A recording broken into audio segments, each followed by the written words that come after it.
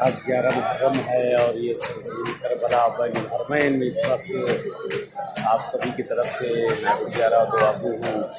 दुआ है परवरदिगार से अहले बैत खास माबूद आप सबको इन बारगाहों में आना नसीब करे और आप सबकी जो दिली हाजतें हैं शहजादी से इनायत करें।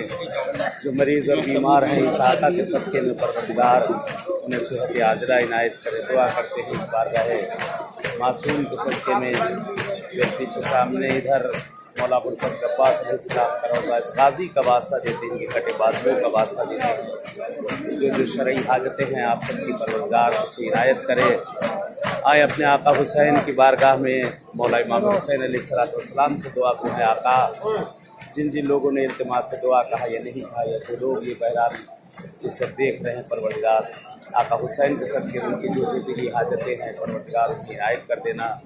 जो मुश्किल परेशानियाँ गिरफ्तारियाँ हैं बाबुल हवाइज के सदक़े में आका हुसैन के सदक़े में उनकी तमाम मुश्किल गिरफ्तारियों को दूर कर देना। पाते